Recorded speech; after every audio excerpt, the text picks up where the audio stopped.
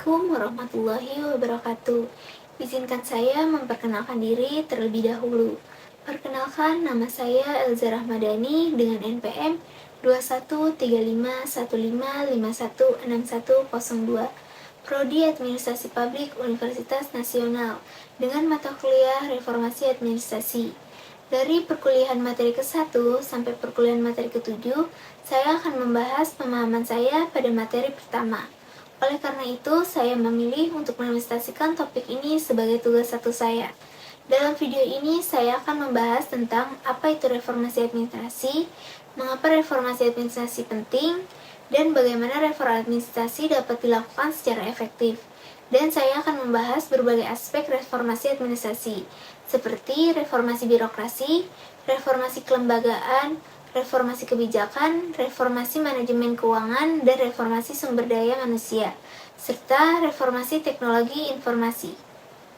Reformasi administrasi adalah upaya perubahan sistem administrasi suatu organisasi, instansi, atau pemerintah untuk mencapai tujuan yang lebih efektif, efisien, dan responsif terhadap kebutuhan masyarakat.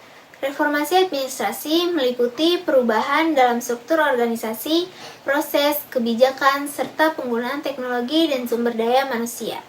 Tujuan dari reformasi administrasi adalah untuk meningkatkan kinerja organisasi atau instansi dengan cara menghilangkan praktik-praktik yang tidak efisien dan mengembangkan sistem yang lebih efektif, responsif, dan akuntabel. Reformasi administrasi juga bertujuan untuk meningkatkan transparansi, akuntabilitas, dan partisipasi masyarakat dalam pengambilan keputusan publik. Dalam konteks pemerintahan, reformasi administrasi seringkali melibatkan perubahan dalam sistem birokrasi, termasuk pengurangan birokrasi yang tidak efisien dan pengembangan sistem manajemen kinerja untuk meningkatkan akuntabilitas dan kinerja pelayanan publik. Reformasi administrasi juga dapat melibatkan perubahan dalam sistem keuangan, penggandaan, dan manajemen sumber daya manusia. Reformasi administrasi dapat dilihat dari beberapa faktor. Di antaranya adalah tuntutan masyarakat untuk pelayanan publik yang lebih baik. Masyarakat saat ini semakin sadar akan hak-haknya dan menuntut pelayanan publik yang lebih baik dan responsif.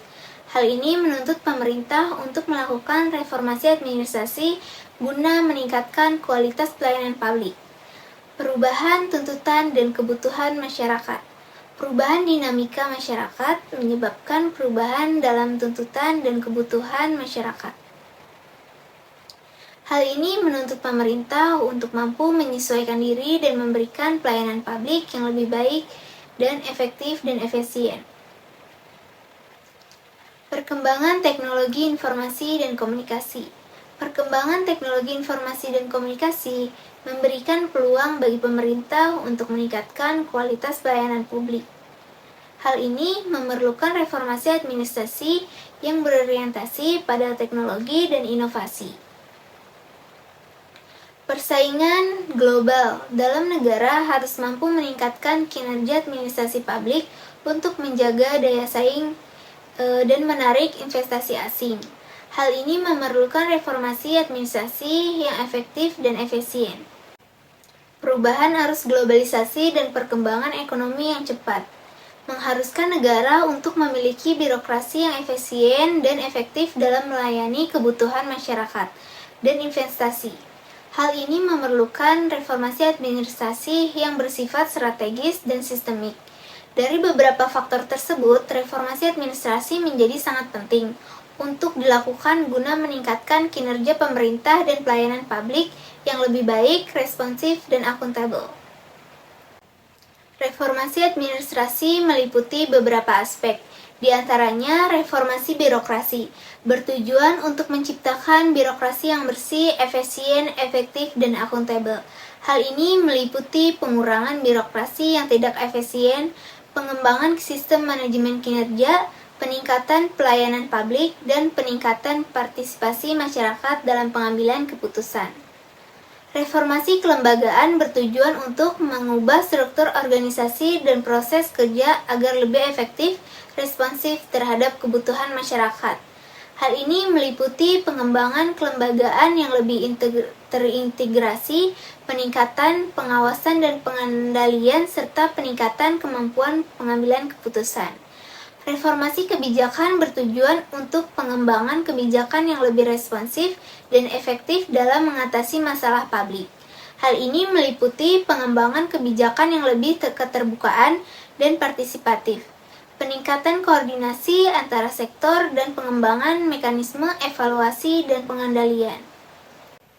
Reformasi manajemen keuangan dan sumber daya manusia bertujuan untuk meningkatkan transparansi, akuntabilitas, dan efisiensi dalam pengelolaan keuangan dan sumber daya manusia. Hal ini meliputi pengembangan sistem pengelolaan keuangan yang lebih terbuka dan akuntabel, peningkatan kualitas SDM, dan pengembangan sistem pengawasan dan pengendalian. Reformasi teknologi informasi bertujuan untuk memperbaiki sistem informasi dan teknologi yang digunakan oleh pemerintah agar lebih efektif, efisien, dan responsif terhadap kebutuhan masyarakat. Hal ini meliputi pengembangan sistem informasi dan teknologi yang lebih terintegrasi dan terbuka, serta meningkatkan penggunaan teknologi informasi dalam pelayanan publik. Dalam melakukan reformasi administrasi, penting untuk melibatkan berbagai pihak dan memastikan adanya koordinasi yang baik antara berbagai aspek yang terkait. Reformasi administrasi harus berorientasi pada masyarakat dan berusaha untuk meningkatkan kualitas pelayanan publik secara berkelanjutan. Dari materi reformasi administrasi, dapat disimpulkan bahwa reformasi administrasi sangat penting untuk dilakukan guna meningkatkan kualitas pelayanan publik dan kinerja pemerintah. Reformasi administrasi meliputi beberapa aspek, seperti reformasi birokrasi, reformasi kelembagaan, reformasi kebijakan, reformasi manajemen keuangan, dan reformasi sumber daya manusia, serta reformasi teknologi informasi.